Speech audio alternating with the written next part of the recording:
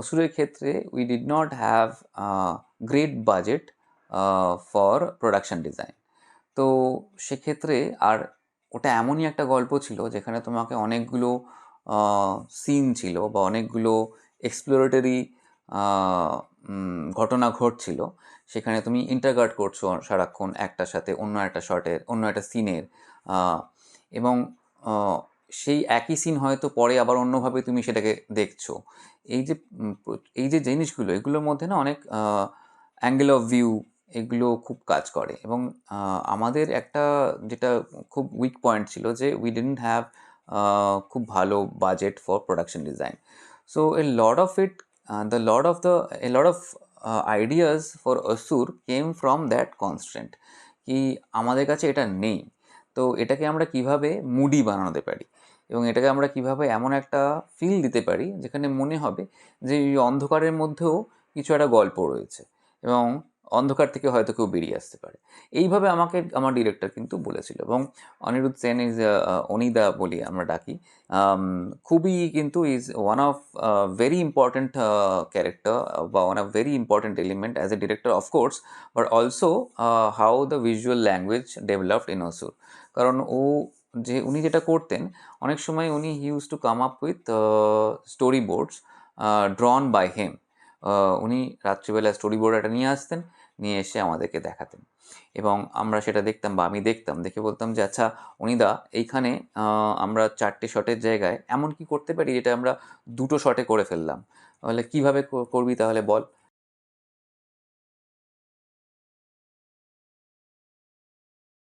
এবং এই যে ওপেননেসটা is is very important as a film maker or the director, কি he has to be open also to different ideas. তো সেইটা যখন ওনাকে বললাম যে আচ্ছা এইটাকে এরমভাবে করে এই 2টো শটকে আমরা বাদ দিতে পারি, তখন উনি বললেন যে হ্যাঁ ঠিক আছে, কিন্তু তাহলে এই 2টো শটে যখন তুই করবি তার মানে you are holding it longer, so what could be interesting to see visually. তখন আমরা একটা নতুন প্রশ্নের সম্মুখীন হলাম যে তাহলে কী করে জিনিসটাকে ভিজুয়ালি এনগেজিং করা যায়। সো দেন অনেক সময় যেটা অসুরে আমরা করেছি যে আমরা এলিমেন্টস ইউজ করেছি in terms of atmospheric elements. ধরো আমরা ফগ ইউজ করছি, আমরা আলোটাকে এমনভাবে ইউজ করছি যেটা সিনের ভেতরে তোমাকে নিয়ে যাচ্ছে, এবং অনেক সময় ফগ দিয়ে আমরা মিস্ট্রি তৈরি করছি, অন্ধকার দিয়ে আমরা বলার চেষ্টা করছি যে এই জগৎটার বাইরেও একটা অন্য কোনো জগৎ রয়েছে। এই ধরনের যে তোমার ভিজুয়াল ক্লুগুলো, সেইগুলো কিন্তু ওই এই পুরো প্রসেসটার মধ্যে থেকেই বেরিয়েছে। ইটস নট দ্যাট কি I read the script and I figured out কি how this is how I will shoot this.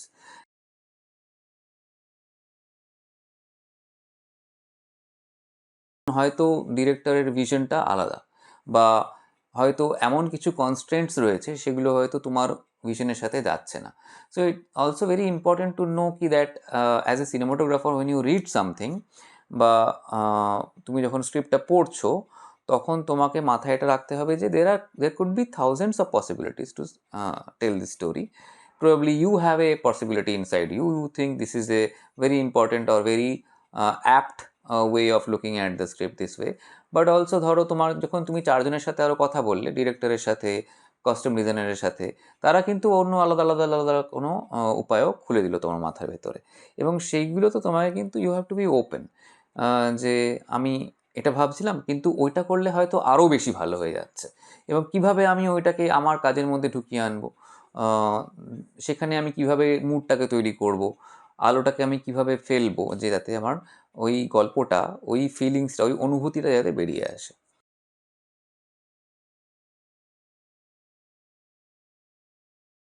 And we also wanted কি that that world we wanted to build in a way যেখানে ধরো আগুন একটা খুব important element, ধোঁয়া এবং fog, mystery, এইটা ক্রিয়েট করার একটা ইম্পর্ট্যান্ট এলিমেন্ট ছিল। তো আমরা আগুন অনেকবার ইউজ করেছি, ধোঁয়া ইউজ করেছি, এবং সাথে সাথে আমরা কিন্তু কিছু কিছু ধরো জিনিস রেখেছি যেগুলো খুব মডার্ন, ধরো টিউবলাইটস আমরা ফ্রেমের মধ্যে রেখে দিচ্ছি, সেই টিউবলাইটসের কালারটাকে আমরা রাখছি। তো ইট ওয়াজ এ মিক্স অফ থিংস, এবং তার সাথে একটা স্পেসকে ক্রিয়েট করা যেখানে অনেকটা জিনিস কিন্তু আমার কাছে অজানা থেকে যাবে। তো এই অজানা থেকে যাওয়াটার যে জানার যে ইচ্ছাটা, এইটা সবসময় একটা মেন কাজ করেছে অসুরের ক্ষেত্রে, যে সমস্ত ফ্রেমে যেন মনে হয় যে আমি কিছু একটা জানলাম না, যেটা পরের ফ্রেমে হয়তো আমি জানতে পারবো।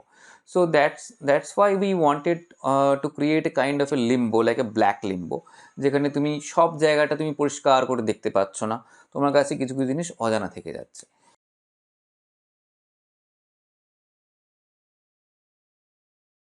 The most powerful technique or most powerful traits of cinema is close up. Close up তুমি কিভাবে ইউজ করছো, কখন ইউজ করছো, কিভাবে একটা জিনিসকে দেখছো, বা সেখানে তুমি কতটা দেখতে পাচ্ছ। ধরো একজন চরিত্র, সে হয়তো খুব পজিটিভ চরিত্র, তাকে তুমি সেই আলোতে দেখছো। আবার ধরো একটা চরিত্র, সে হয়তো একটু মিস্টিরিয়াস, তুমি তাকে পরিষ্কার করে দেখতে পারছো না। বা কোনো একটা মুড, যেখানে তুমি হয়তো সেই চরিত্রটাকে এমনভাবে দেখছো, অন্য সারা ছবিতে হয়তো তুমি তাকে সেই আলোতে বা সেই অ্যাঙ্গেলে দেখোনি। আবার এরকম ক্লোজ আপ এরকমও হতে পারে, যেখানে তুমি হয়তো তাকে খুব পরিষ্কার করে দেখতে পাচ্ছও না। ধরো তার মাথাটা খুব ভালো করে পরিষ্কার করে তুমি দেখতে পাচ্ছ, হয়তো it's could be an idea we are trying to give the audience, কি ওর মাথার ভেতরে কিছু একটা চলছে। এই যে something that is very unique to filmmaking or unique to cinema, আমার মনে হয় এটা ক্লোজ আপ। এবং if you can use it effectively, it can create a great impact on the audience.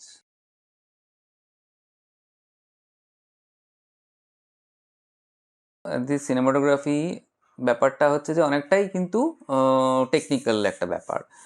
তুমি ক্যামেরাটা কোথায় প্লেস করলে, কি হাইটে প্লেস করলে, ক্যামেরাটা উপরে আছে না নিচে আছে, কি অ্যাঙ্গেলে দেখছো, তুমি কোন লেন্স ইউজ করছো, আহ, কোন আলোটা কোন অ্যাঙ্গেল থেকে এসে পড়ছে, কি কালার তুমি চাইছো, লাইটে সেই কালারটা রয়েছে না কোনো একটা ফ্রেমের মধ্যে এলিমেন্টস সেই কালারটা রয়েছে, এই পুরোটাই একটা টেকনিক্যাল একটা ব্যাপার। But all this technicalities should come from the creative aspiration of the filmmaker, which could be the director or which could be a collective of people. আমার মনে হয় যে শুধু ডিরেক্টর তো ছবিটা বানাতে পারেন না, ডিরেক্টর অবভিয়াসলি আমাদেরকে একটা পথ দেখান, এবং সেই পথে কিন্তু আমরা 4-5 জন যারা মেন ক্রু, তারা কিন্তু অভিযাত্রীর মতন নেমে পড়ি এবং হেঁটে যাচ্ছি আর কি।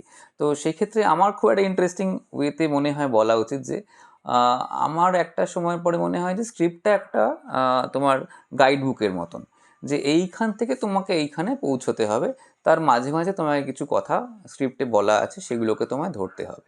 নাও সেই পথে হাঁটতে হাঁটতে তোমার যদি মনে হয় যে আচ্ছা ওই গাছের ওই ফুলটাও সুন্দর, তাহলে ওই ফুলটা নিয়ে নিই, বা এই নদীর জলটা কি সুন্দর দেখতে, বা ওখানে একটা আলো পড়েছে, এটা খুব ভাল লাগছে, তাহলে ওইটাকেও তুমি দেখে নিতে পারো। আমার মনে হয় এই যে creative ফ্রিডমটা, to choose something or to not choose something, this should be obviously, and this should be there when you are making a film.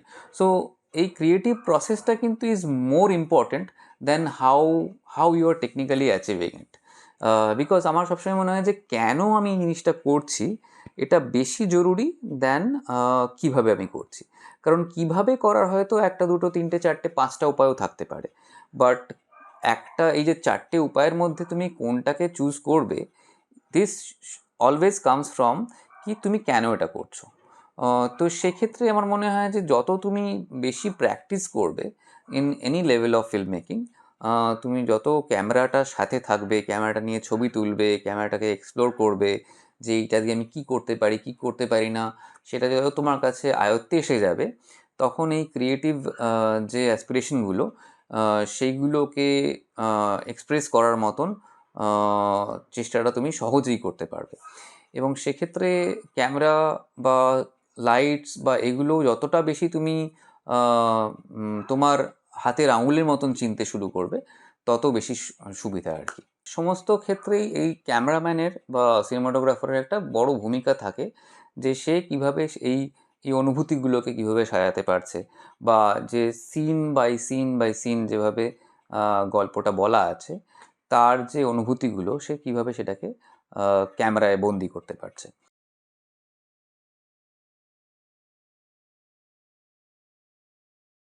Film making আসলে কিন্তু একটা সময় এবং একটা স্থান, এই দুটো কিন্তু খুব বিশাল বড় এলিমেন্ট। সেখানে তুমি কি লোকেশন চুজ করছো এবং তোমার ক্যামেরাটা কতক্ষণ ধরে দেখছে কোনো কাউকে বা কোনো একটা জিনিসকে, সেইটা কিন্তু একটা প্রচণ্ড ইম্পর্টেন্ট জিনিস। কারণ ওয়েন দ্য শর্ট স্টার্টস, ধরো অ্যাকশন, এবং তোমার শর্টটা শুরু হলো, এরপরে টিল দ্য পয়েন্ট ইট সেজ বা সামান সেজ কাট, ততক্ষণের মধ্যে তুমি কি রেকর্ড করছো? অ্যাকচুয়ালি তুমি যদি দেখো যে তুমি কিন্তু একটা তোমার through your camera, your through your lens and camera and sensor or whatever, you are recording a space. সেই স্পেসটাকে তুমি রেকর্ড করলে এবং তুমি কতক্ষণ ধরে করলে সেটা কিন্তু এই শটের মধ্যেই রয়েছে। So probably you are capturing the time between action and cut.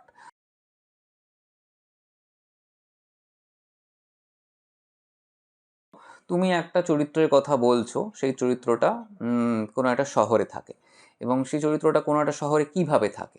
These are the questions that comes out from the script.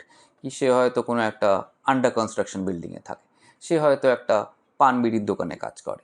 এবারে সেই চরিত্রটা কিন্তু তুমি জানো যে ইন দ্য ন্যারেটিভ প্রসেস সেই চরিত্রটা কিন্তু একটা খুব ইম্পর্টেন্ট চরিত্র হয়ে উঠবে এবং তারপরে সেই চরিত্রটা কিন্তু শেষ হবে একটা অলমোস্ট ইন এ ওয়ে কি সেই চরিত্রটা আর খুব ইম্পর্টেন্ট থাকবে না, একটা অ্যাম্বিগুয়াস ওয়েতে, বা সেই চরিত্রটা একটা তার যে এই বিশাল উত্থান, সেখান থেকে তার পতনও ঘটবে।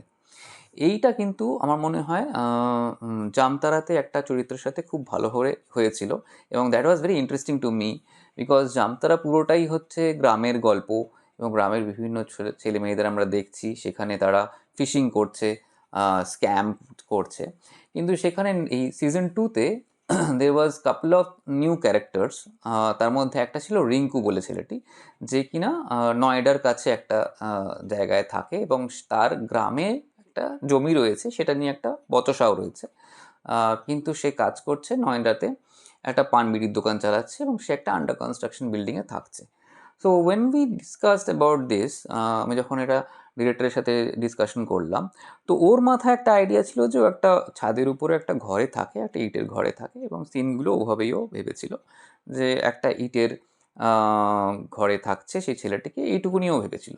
But then I told him কি ধরো এটা তো খুব ভালো, কিন্তু এরকম করেও কি ভাবা যায় যে ধরো যদি আমরা এই শহরটাকেও একটু দেখতে পাই যে ও কী জায়গায় থাকছে, বা সেইটাকে যদি আমরা একটু অন্যভাবে ভাবি, পুরোটাকে যদি আমরা একটা আন্ডার কনস্ট্রাকশন বিল্ডিংয়ে নিয়ে আসি, তাহলে আমরা দেখবো যে এই ছেলেটি যে কেউ নয় যাকে আমরা ঘুরেও তাকাই না, হয়তো পান বিড়ির দোকানে আমরা যাচ্ছি, পান কিনছি, এটা কিনছি সেটা কিনছি করে তাকে আমরা ভুলে যাচ্ছি এবং সে আস্তে আস্তে যখন সে গ্রামে ফিরে আসে, সে সেখানে এসে একটা খুব ইম্পর্টেন্ট ক্যারেক্টার হয়ে ওঠে, almost becomes the antagonist right hand.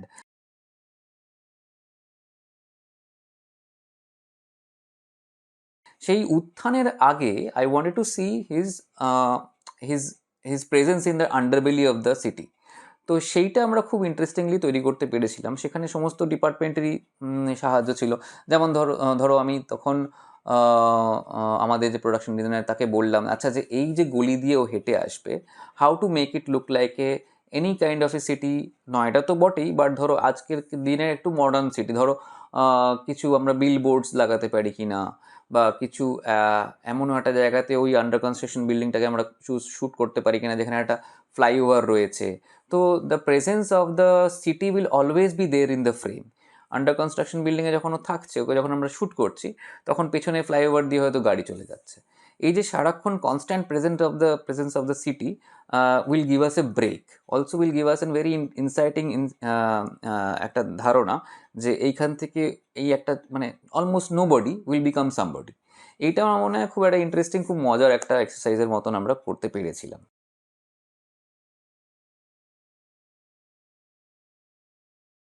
আমার মনে হয় যখন আমি ক্যামেরা করছি, আমি যে গল্পটা পড়েছি বা স্ক্রিপ্টটা পড়েছি বা ডিরেক্টরের সাথে যে আলোচনাগুলো আমরা করেছি, সেইখানে আমার মনে হয় যে শটটা যেন প্রথমে আমার ভালো লাগে।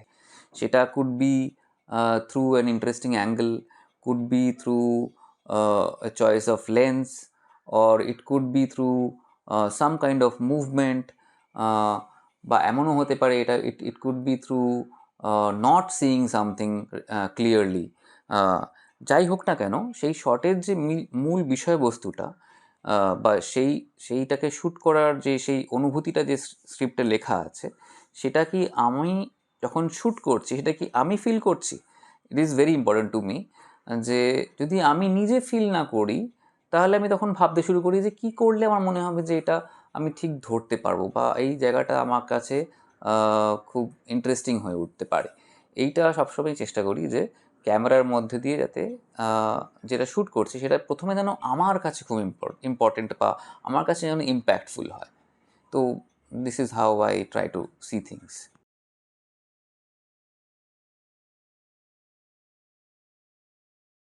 ইন জামতারা সিজন 2-তে যে ছেলেটি আন্ডার কনস্ট্রাকশন বিল্ডিংয়ে থাকছে, তো ওর স্পেসের মানে লাইট কি হবে? সো আই থট কি probably it could be just some halogens, মানে যেগুলো ওরা আর কি ইউজ করে রাত্রিবেলায়, মানে হয়তো ফেলে রেখেছে কোনো সাইডে কোনো একটা তো হয়তো পিলারে বাঁধা আছে। এবং actually we shot with those lights. খুব হার্ডলি সিনেমা লাইটস আমরা খুব কম ইউজ করেছি। But what we did, we used lights from outside. Outside থেকে, বাইরে থেকে আমরা তোমার ধরো স্কাই প্যানেল ইউজ করেছি। সেইগুলো দিয়ে আমরা কালার ঢোকাবার চেষ্টা করেছি, because that's again the idea of sense of city coming into that space. তো সেটা কিভাবে হবে, কারণ আমি ভাবছিলাম যে আলোটা তো এসে পড়বে, পড়বেটা কোথায়, কিছু তো নেই। আন্ডার কনস্ট্রাকশন বিল্ডিং মানে তো কতগুলো আধা খাঁচড়া দেয়াল, অর্ধেকটা তৈরি। তো আই থট কি probably one side could B A plastic source, মানে প্লাস্টিক থাকতে পারে একটা দিকে, যেখানে হয়তো বর্ষার জন্য লাগিয়েছে। So all this came out of conversation, কি ধরো এইখানে বর্ষার জন্য প্লাস্টিক লাগিয়ে রেখেছে। দেন আই থট কি ওকে, তো দেন আই ক্যান মানে শুটিং হিম, আমি তাহলে এমন একটা অ্যাঙ্গেলে ওকে শ্যুট করবো যেখানে আমি প্লাস্টিকটা আমার ব্যাকড্রপ হতে পারে, এবং সেই প্লাস্টিকটাতে আমি কিন্তু I can create some glow of neon lights. তো সারাক্ষণ মনে হবে যে ও এমন একটা জায়গায় থাকছে, প্রবাবলি নয়ডা অর সামওয়্যার, যেখানে প্রচুর কালারে খেলা চলছে। বাইরে কোনো গলিতে হয়তো কোনো কোথাও ব্লিঙ্কিং লাইটস রয়েছে, কোনো একটা গ্লো সাইন রয়েছে। তো এইটা আমরা খুব ইন্টারেস্টিংলি তৈরি করতে পেরেছিলাম, এবং সেইখানে আমি বলতে চাইছি যে আলোর ব্যবহার অনেক সময় কিন্তু নন সিনেম্যাটিক ওয়েতেও করা যেতে পারে, এবং সেগুলো সে সবসময় সিনেমার আলোই হতে হবে এরকম কেউ মাথা দিব্যি দেয়নি।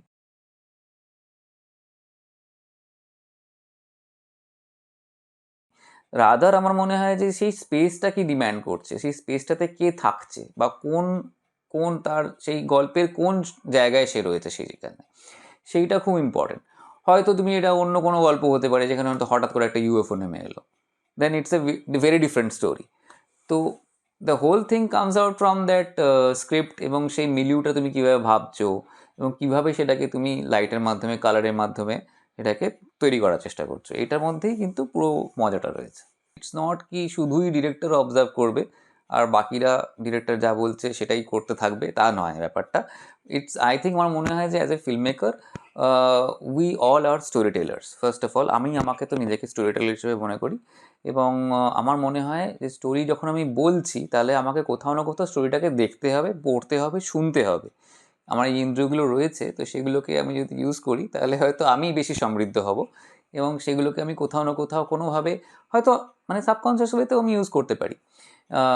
সেই জন্য আমার মনে হয় অবজারভেশনটা অসম্ভব জরুরি। যে তুমি যে কথাটা বলছিলে রিক্সাওয়ালা, সে একজন বাংলার রিক্সা চালক বা একজন বিহারি রিক্সা চালক, তারা আলাদা আলাদাভাবে রিক্সা চালাচ্ছে।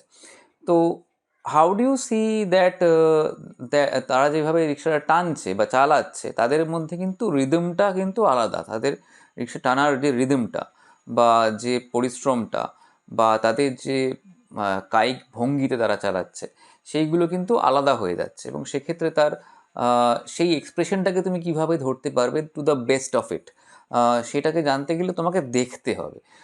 তুমি কিভাবে তাহলে দেখবে, তোমাকে এটা তোমার জীবনযাপনের মধ্যে কোথাও নিয়ে আসতে হবে। তুমি হয়তো বাসে করে যাচ্ছ, তখন তুমি দেখতে পেলে যে বাস ড্রাইভার কী করছে, ও যখন এই স্টপটাতে আসে তখন ও কীভাবে ও ব্রেকটা মারছে, বা কন্ডাক্টর কীভাবে তখন তৈরি হয়ে যাচ্ছে যে এই সেখানে বেশিক্ষণ দাঁড়ানো যাবে না, হয়তো এটা স্টপেজই নয়, সেইখানে ওর বিহেভিয়ারটা কীরকম হয়ে যাচ্ছে। এগুলো অনেকে মনে করে যেগুলো শুধু ডিরেক্টরের দেখার জিনিস, কিন্তু এরকম কিছু নয়, এগুলো তুমিও দেখতে পারো। এবং দেখলে অ্যাজ এ সিনেমাটোগ্রাফার তুমি কিন্তু বেশি সমৃদ্ধ হবে, যে তুমি কিভাবে কোন অ্যাঙ্গেল থেকে দেখলে ওই ভাবনাটা, ওই যে এক্সপ্রেশনটা তুমি সঠিকভাবে ধরতে পারবে। এটা খুব জরুরি।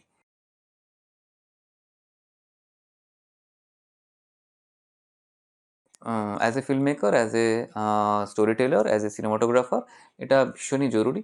এবং তারপরেই কিন্তু তোমার ওই পার্টটা আসছে যে technically how should I C this, যে তুমি তখন ভাবতে শুরু করবে, আচ্ছা এইটাকে যদি আমি, ধরো আমি যদি বাইরে থেকে দেখি, বাসের বাইরে থেকে, বা ধরো যদি আমি ভেতর থেকে দেখি, তখন তুমি ভাবতে শুরু করলে যে তাই সেটা কীভাবে সম্ভব।